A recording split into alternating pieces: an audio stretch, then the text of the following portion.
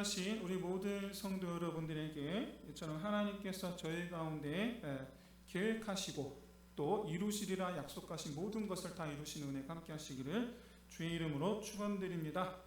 우리 지난 2주간은 우리 어린이 주일, 어버이 주일 해서 잠시 창세기를 쉬었었죠. 오늘 계속해서 이어서 합니다. 우리 3주 전에 야곱의 축복이라고 알려져 있는 이 12아들, 엄밀히 말하면 장차 번성케 될 12지파, 12지파에 대한 예언, 그 중에서 루벤, 시몬, 레위, 유다에 관해서 우리가 지난 3주 전에 함께 살펴보았었습니다. 다 기억하시는지 모르겠어요. 그렇죠? 이 12아들에 대한 이 예언이 오늘날 우리에게 어떤 의미가 있느냐. 아시다시피 이 예언이 실제적으로 이루어지는 것은 이스라엘이 가나안 땅에 들어가고 난 뒤에 일어날 일에 대해서 말씀하는 것입니다. 그렇기 때문에 우리에게 큰 의미가 있는 거예요. 왜 그러한가? 여러분, 가나안 땅은 아직 완성되지 않은 하나님의 나라라는 개념에서 사실상 오늘날 이 교회와 같은 의미를 갖고 있죠. 오늘 현재 교회도 아직 완성되지 않은 하나님의 나라죠. 그래서 그 시절에 이 이스라엘의 모습과 그에 대한 하나님의 응답이다 라고 생각한다면 오늘날 이 시대 동일하게 우리의 행동에 대한 하나님의 응답 같은 거죠. 그래서 오늘날 우리는 이 12지파, 12아들에 대한 이 예언을 통해서 우리는 어떻게 해야 되느냐, 우리의 믿음 생활을 어떠해야 되느냐에 대해서 우리가 이 가르침을 받을 수 있다. 그래서 이 12아들에 대한 이 야곱의 예언이 바로 신앙의 중요한 가이드라인이 된다라는 것이죠. 분명한 것은 우리 성도들, 구원받은 성도들은 분명히 하나님의 나라에 들어갑니다. 그렇죠? 그런데 안타깝게도 모든 성도들, 교회 다니는 모든 성도들이 다 구원받고 영원한 하나님 나라에 들어가느냐? 그건 그렇지 않습니다. 여러분, 교회에 다니는 것이 구원받는 기준이 아니죠. 그렇죠? 구원받는 기준은 예수님을 믿는 것입니다. 예수님을 믿는 것. 여러분, 이게 우리가 구원받는 기준이에요. 그러니까 예수님을 믿는다라는 것은 예수님을 따르는 삶을 살아야 한다라는 것을 뜻합니다. 예수 따르는 삶. 그러면 어떻게 하는 것이 예수님을 따르는 삶이냐? 어떻게 하는 것이? 그게 바로 오늘 본문이에요. 오늘 본문.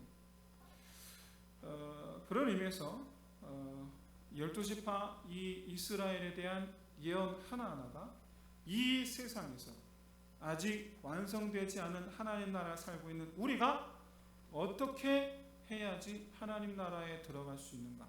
무엇이 예수님을 따르는 삶의 모습인가를 제시한다라는 관점에서 여러분 이 시간 이 야곱의 예언, 야곱의 축복, 이 예언을 말씀을 통해서 이 모든 예언들이 다 내게 해당되는 그런 말씀들 다 되시기를 주의 이름으로 축원드립니다.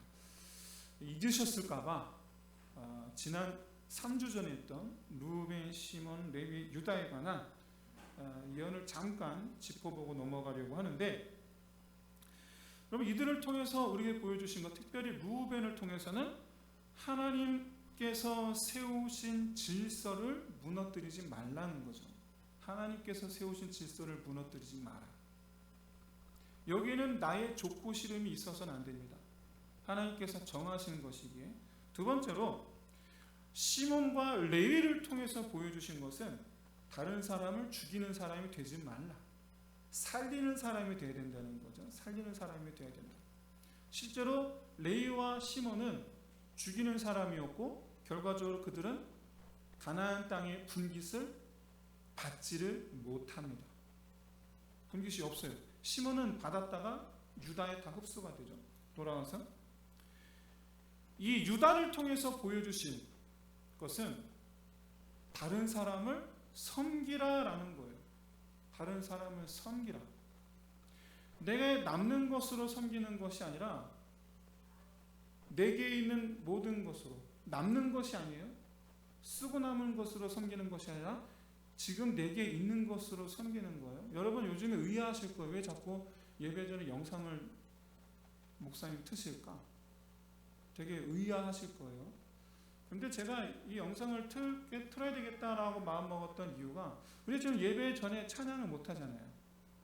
찬양을 통해서 우리의 그 마음을 하나님께 드린다라는 의미로 찬양을 하는 것인데 지금 그렇지 못하거든요. 그 예배의 마음을 갖춰야 되겠다. 어떤 마음을 갖춰야 될까를 생각했어요. 그러다가 우리가 하나님께서 우리에게 말씀하신 것을 한번 되새겨보는 시간이 되어야 되겠다. 바로 이건 지금 틀고 있는 영상들 대부분이 다 주제가 뭐냐면 섬김입니다. 섬기는 거예요. 다른 이웃을 섬기는 거. 별것 아닌 모습들인데 그것이 정말 우리가 추구해야 되는, 하나님께서 우리에게 이웃을 섬기라라는 것이 뭘 대단한 걸 요구하시는 게 아니에요. 뭐 어마어마한 걸 요구하시는 게 아니에요. 나도 갈 길이 바쁘지만 옆에 떨어진 그 차에 곤란한 지경을 보고서 차를 돌려서 와서 도와주는 거.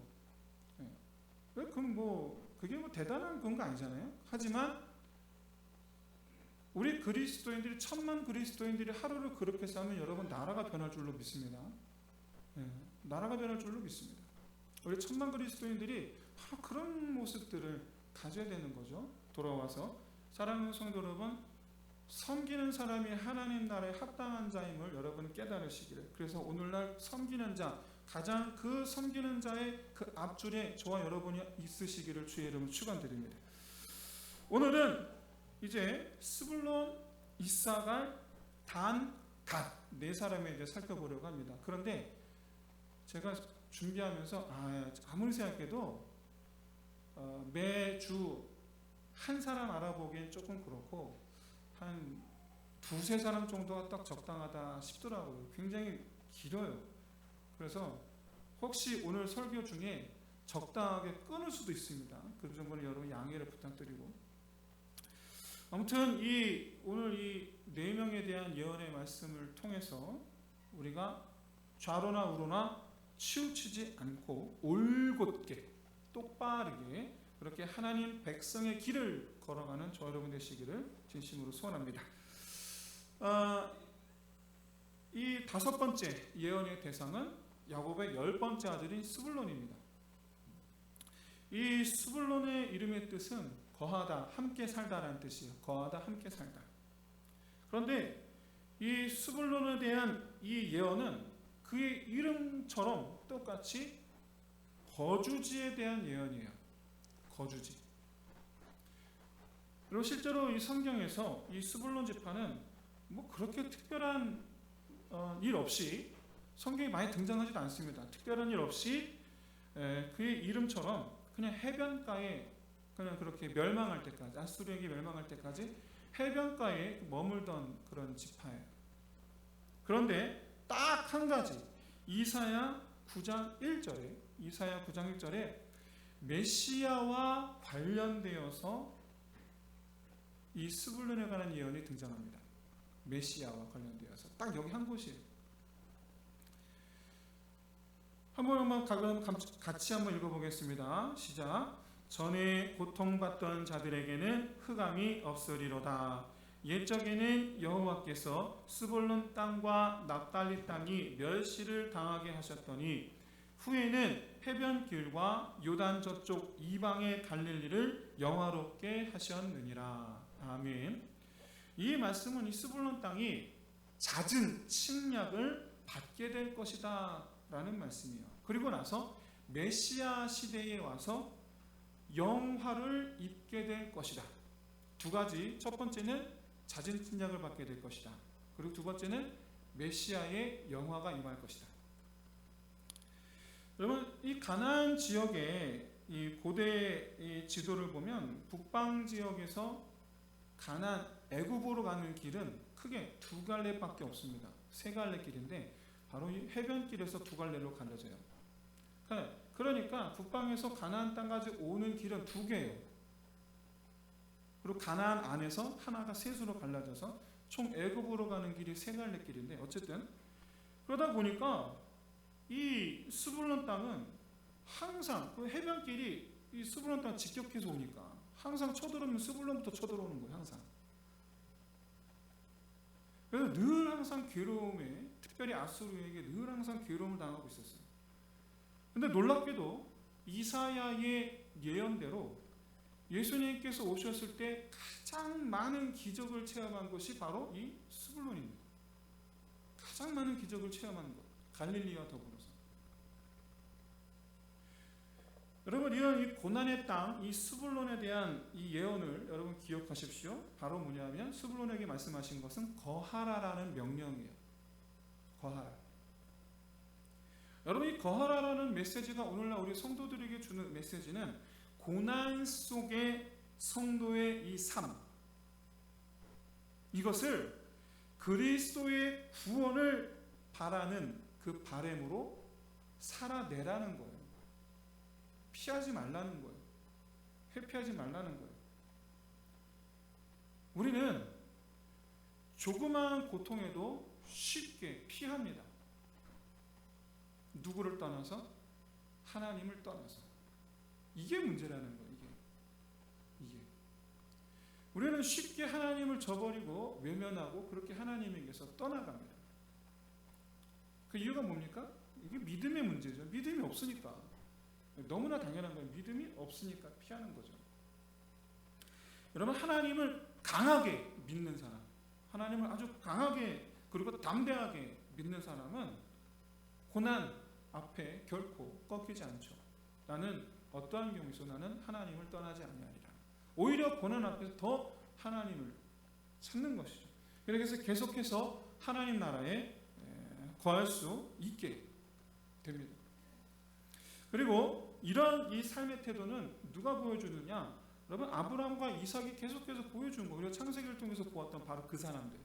아브라함과 이삭은 어떤 상황 속에서도 가나안 땅에 머물라라는 이 하나님의 명령을 지켜냈죠. 물론 한 번씩 어기긴 했습니다. 이 하나님의 명령을 지키기 위해서 그들이 한 일은 더 하나님을 의지하는 거였어요. 더 하나님을 의지하기. 그래서 여러분, 이들은 가나안 땅에서 평생을 살아낸 사람들입니다. 평생 동안. 외로움도 견뎌낸 사람들이에요. 가나안 사람들의 위협도 견뎌낸 사람들이에요. 또 하나님의 명령을 지켜내기 위해서. 더 중요한 것은 그것을 위해서, 거하기 위해서, 머물기 위해서 더 하나님을 의지했다라는 거예요. 그래서 이들이야말로 우리가 보았듯이 하나님께서 지켜 보호하여 주시는 은혜 가장 많이 체험한 사람들이에요. 그럼 하나님 역사를 체험하고 싶습니까? 그러면 거하십시오. 머무르십시오. 피하지 말고. 사랑하는 성도 여러분, 이사야를 통해 말씀하신 것처럼 어떤 상황에서든 하나님 나라에 거하는 사람, 믿음 안에 거하는 사람이 결국 가장 많은 치유와 회복의 역사의 주인공이 될 줄로 믿습니다. 가장 많은 치유와 회복의 역사. 피하니까 그걸 맛을 못 보는 거예요. 하나님을 찾지 않으니까 그 맛을 못 보는 거예요. 여러분, 하나님을 믿고 견디니 하나님의 역사가 저 엘리야에게 임했던 강한 회오리 바람처럼 그렇게 강하게 임할 줄로 믿는 저와 여러분 되시기를 주의 이름으로 축원드립니다. 하나님 백성으로서 하나님 나라에서 견디며 사는 것이 그게 우리에게 주어진 사명이에요. 하나님 나라에 사는 것이 사명이에요. 비록 인생사 여러 가지 고난이 찾아오겠지만 살아계신 하나님께서 회복시켜 주시고 하나님의 구원의 역사가 일어날 줄로 믿는 믿음으로 더 하나님의 통치 아래 있기를 힘쓰는 저와 여러분 되시기를 주의 이름으로 축원드립니다. 여섯 번째는 아홉 번째 아들인 이사갈입니다. 오늘 14절에서 말씀하는 이사가랴에 대한 예언은 그가 건장한 나귀가 되리라 라는 예언이에요. 건장한 나귀가 되리라. 이 고대 근동사에서 나귀는 힘의 상징입니다. 힘의 상징. 아이러니하게도 이 삼손이 어떤 짐승의 턱뼈로 블레셋 사람 3,000명을 쳐 죽이죠. 대단한 거예요. 그렇죠? 그 든 짐승의 턱뼈가 뭡니까? 나귀 턱뼈예요. 나귀. 그러니까 나귀는 억센, 힘센, 강한을 상징해요. 어떻게 보면 우리나라의 황소 이미지가 바로 나귀예요. 그런데 이 나귀는요, 의외로 굉장히 평화적이고 순종적이에요. 힘이 센데 힘자랑하지 않아요. 오늘 보면 15절에 쉴 곳을 좋게 여긴다. 이 표현은 평화를 사랑한다, 평화적이라는 얘기고, 토지를 아름답게 여긴다라는 것은 주어진 일에 만족한다라는 뜻이에요. 주어진 일에 만족할 줄 알아요. 어떤 일이든, 그것이 하찮은 일이든 귀한 일이든 주어진 일을 감당하는 것 그 자체를 만족하게 여겨요. 어깨를 내려 짐을 맨다라는 것은 그가 순종적이다라는 뜻이에요. 순종적이다. 평화를 사랑하고 주어진 일에 만족할 줄 알고, 그리고 순종적인 이 이사갈의 모습, 이것이 여러분 우리 그리스도인의 모습 아니겠습니까? 우리 그리스도인이야말로 교만해서는 안 되겠죠. 그리고 다툼을 사랑해서는 안 되겠죠. 이 세상은 경쟁사회라고 그래요. 그래서 참 우리 그리스도인의 양심이 참 힘들어요. 그렇죠? 우리 굉장히 힘들어요. 우리는 함께 살면 좋은데 지혜가 필요한 것 같습니다. 한편으로 우리는 이 땅 가운데서 하나님께서 주시는 것에 만족할 수 있어야 돼요. 그런데 이 땅은요, 항상 욕심을 부추겨요. 이게 그래서 우리 참 힘들어요. 여러분, 이 땅은요, 자기를 높이는 것을 자기 피아를 강조해요. 남들보다 높아지는 걸 좋아해요. 그런데 우리는 그리스도인의 양심은 낮은 자의 모습, 순종하고 기꺼이 이걸 해야 되는데 그게 힘들어요.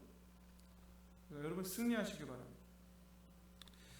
근데 여러분, 이사갈이 받은 땅은 이스라엘 전체 지도를 놓고 봤을 때 그렇게 좋은 땅이에요. 제일 나쁜 땅이에요.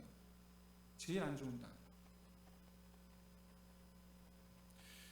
이사갈은 처음부터 우리가 아는 그런 광야 같은 그런 척박한 땅을 받아요. 그래서 척박하기 때문에 소위 말하는 짐승 치기도 힘들어. 짐승이 먹을 게 없으니까. 그런데 이사갈은 나귀처럼 그런 땅을 개간하기 시작합니다. 그래서 옥토밭으로 만들어가는 거예요. 여기에 이사갈은 전혀 불평하지 않아요. 왜 나한테 이런 땅을 줍니까? 그러지 않아요. 딱 제비뽑아 분배 받으니까 그냥 네 알겠습니다. 갔는데 했더니 광야 하면 되지. 그렇게 시간이 흘러서 이사갈은 자기들이 받은 땅을 옥토밭으로 변화시키는 데 성공합니다. 어느 정도냐? 역대상 12장 40절에 보시면 이 다윗의 즉위식이 역대상 12장인데 이때 이 다윗의 즉위식에 참석한 인원이 대략 35만 명입니다. 대략 35만 명이 참석하는 이때 3일간 잔치를 벌여요. 3일간 잔치를 벌이는데 이 음식 누가 제공하느냐? 이사갈이 제공합니다. 이사갈. 대단하죠? 물론 이사갈만 제공한 건 아니에요. 이사갈과 스불론과 납달리 세 지파가 함께 제공하는데 어쨌든 이사갈이 이 35만 명의 먹거리를 3일 동안 먹는 그 양을 적어도 100만 명이 먹는 양을 준비해내었다. 야, 그 척박한 땅에서 뭐가 있다고? 그게 무슨 얘기냐면 옥토밭으로 만들어낸 거예요. 정말 꾸준한 나귀처럼. 그런데 이 15절의 마지막을 보십시오. 마지막이 뭡니까? 이사갈이 압제 아래 있으리라라는 거예요. 압제 아래 있으리라. 그리고 압제 아래에서 섬기리라라는 거예요. 이것은 긍정적인 표현이 아니죠. 그것은 부정적인 표현이에요. 그런데 히브리어 문법상, 히브리어 어법상 이 표현은 무슨 말이냐면 압제 하에 있음에도 불구하고 그들이 순종적이게 된 이유는 평화적이고 순종적인 그들의 태도 때문이다가 맞아요. 원래 천성이 천국이 그렇다라는 거예요. 평화적이고 순종적이고. 그래서 그들이 압제 아래에서도 섬기리라. 누구를? 하나님. 이런 이사갈에 대한 이 예언의 핵심은 뭐냐? 그 어떤 억압에도 순종하듯 화평을 구하지만 그의 정체는 건장한 낙이라. 그래서 하나님 나라를 세우는 일에 누구보다 힘센 자로 있으리라 라는 뜻이에요. 실제로 여러분 이사갈이 사울 왕가 편에 서지 않고 다윗 왕가 편에 섭니다. 이에 대해서 역대상 12장 32절에서 뭐라고 표현하느냐? 이사갈은 시세를 안다라고 표현해요. 시세를 안다. 이 말은 현재 상황 속에 하나님의 뜻을 알았다라는 뜻이에요. 하나님의 뜻을 알았다. 여기서 하나님의 뜻이 뭡니까? 다윗이 왕이 되는 거잖아요. 하나님 사울을 버리시고 다윗을 왕으로 세우셨다. 이것을 이사갈이 알았다라는 거예요. 그래서 이사갈이 여기서 중요한 것은 이사갈이 다윗의 편을 들었다라는 것이 아니고 하나님의 뜻을 받들었다라는 거예요. 수많은 사람들이 다윗이냐 사울이냐 우리는 누구 편을 들지 이거 가지고 헤맬 때 이사갈은 하나님의 뜻이잖아. 다윗이 좋아서가 아니에요. 하나님의 뜻이잖아.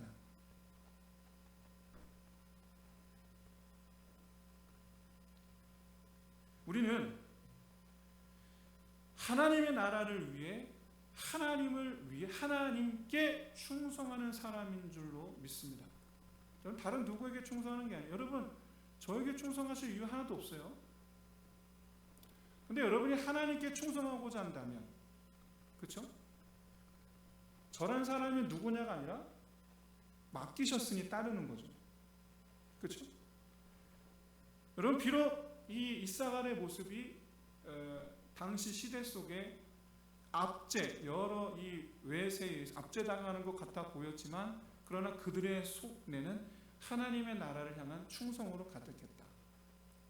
이것이 여러분 우리 그리스도인의 내면의 모습이어야 될 줄로 믿습니다.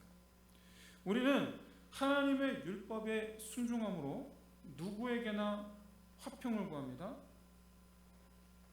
하나님의 말씀에 순종함으로 어떤 상황에서든 하나님께 충성합니다.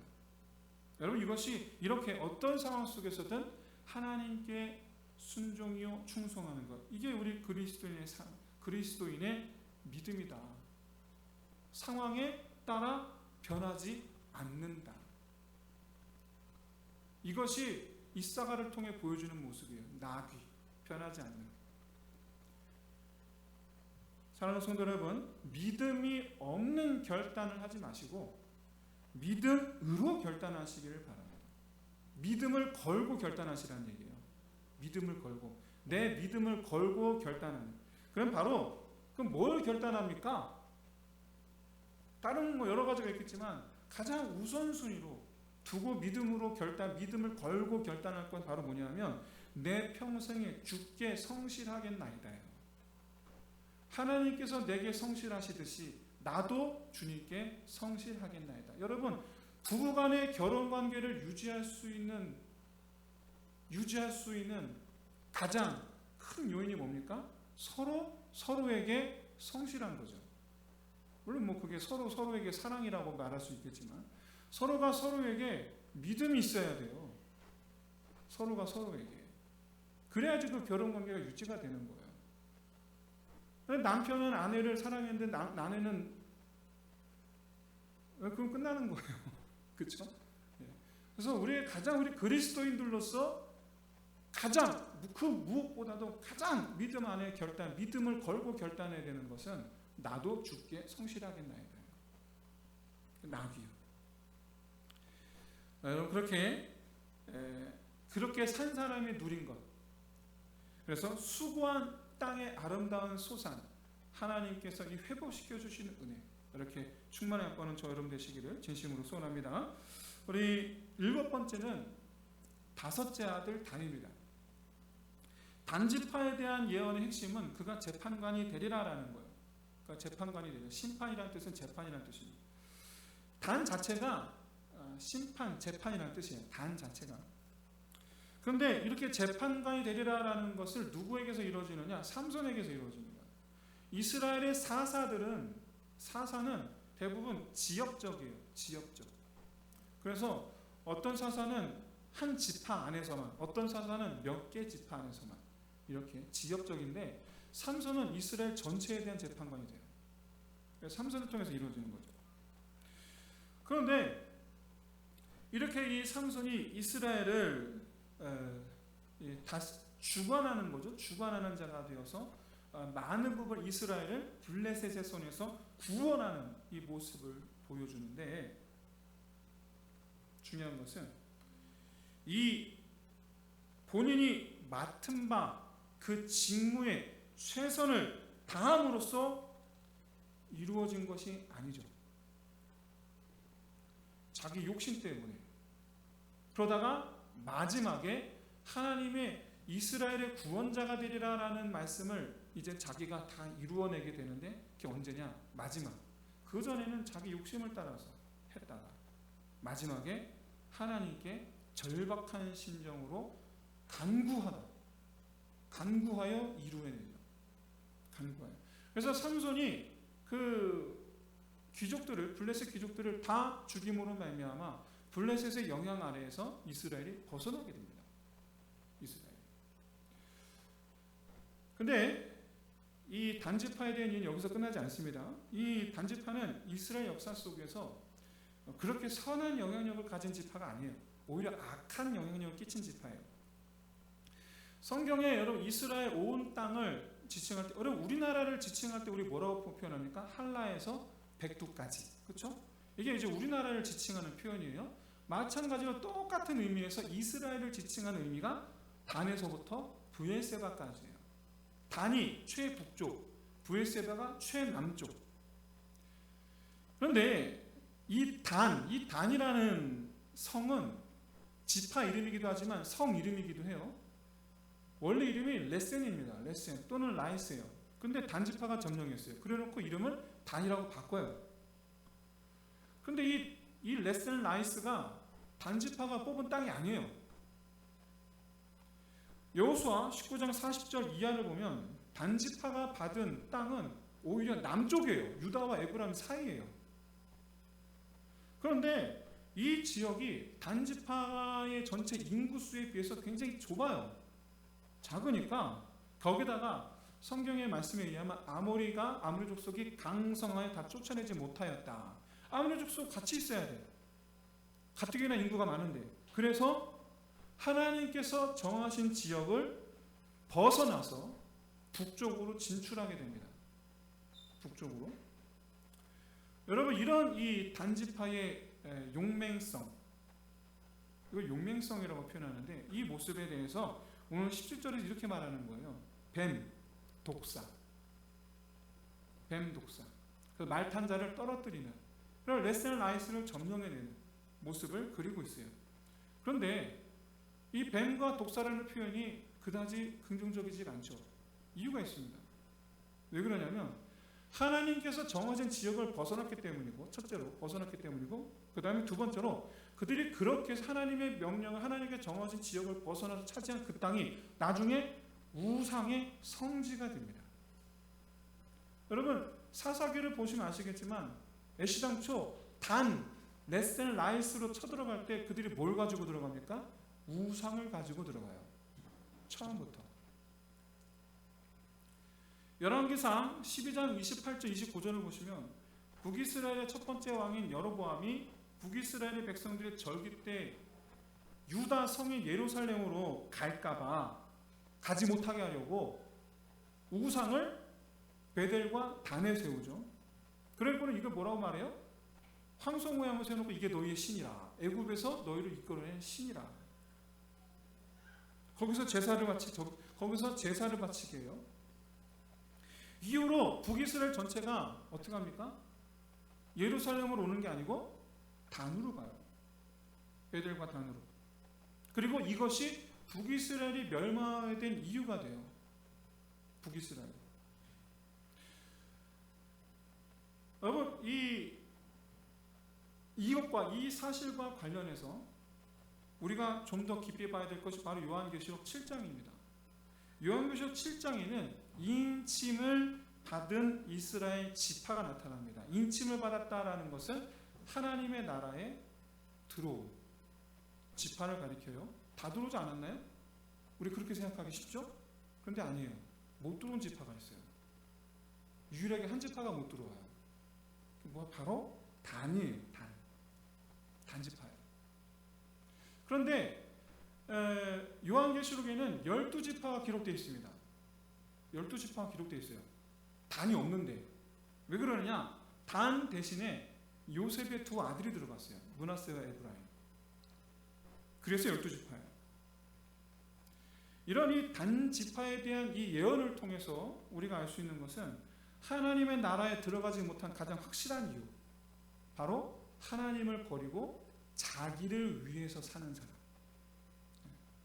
자기를 위해서 하나님을 버린 사람, 하나님 나라에 못 들어가는, 이건 정말 확실하다.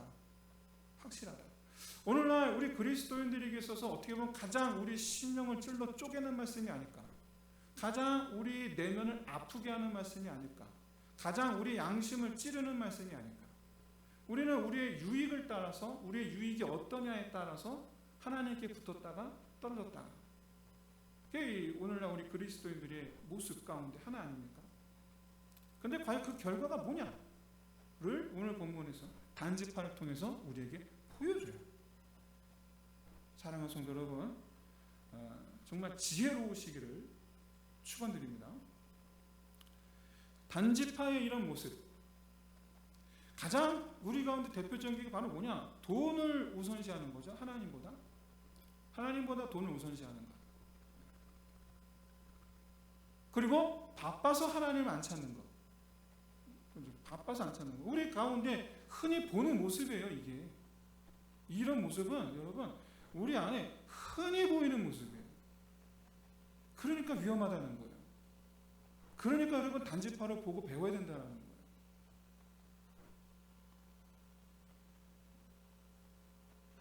여러분, 왜 바쁩니까? 바쁜 것을 왜 우상재단과 같은 취급을 하느냐? 바쁜 것을. 단지파의 특징이 우상재단이라고 했죠. 우상재단.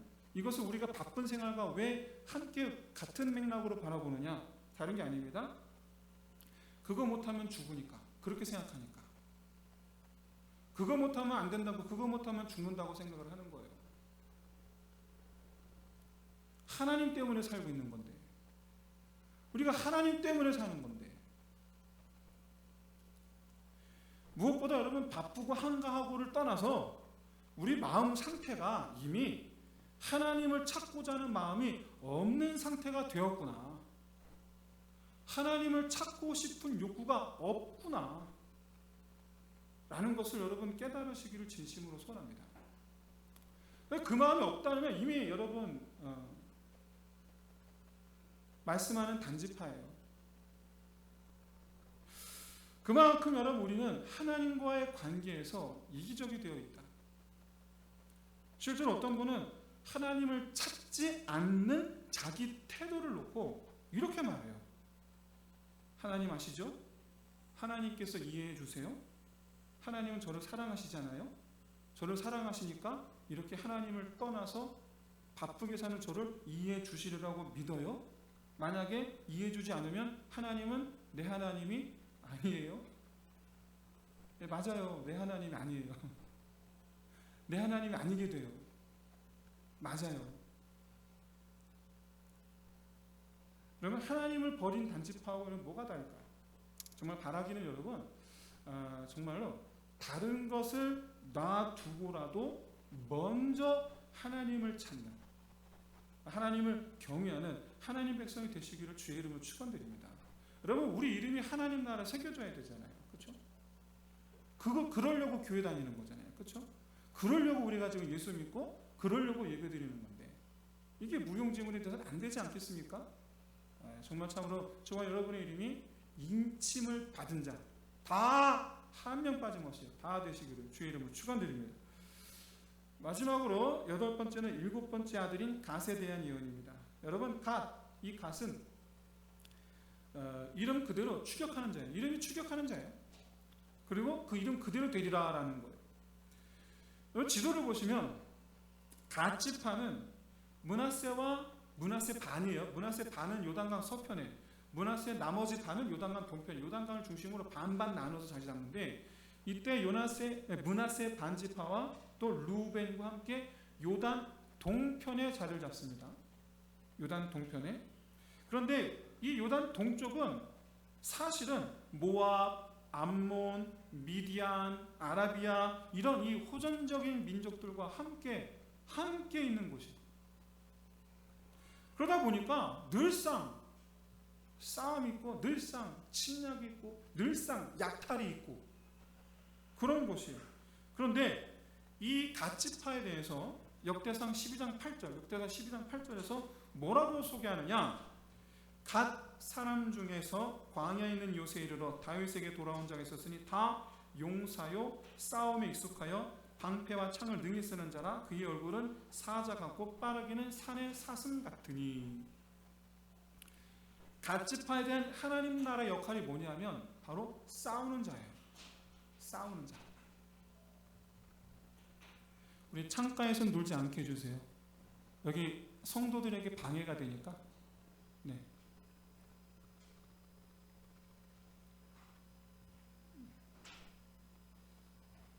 자, 돌아와서 여러분, 우리 그리스도인들이 잊지 말아야 될 것이 뭐가 있냐면 우리는 지금 전쟁 중에 있다는 사실이에요.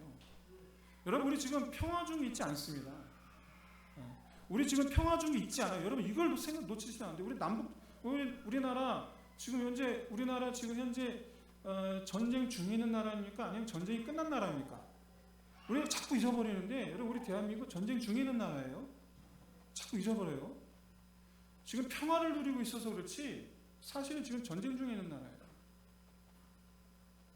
지금 압도적으로 우리나라가 전쟁이 나면 이제는 압도적으로 우리나라가 지금 이제 이겨요.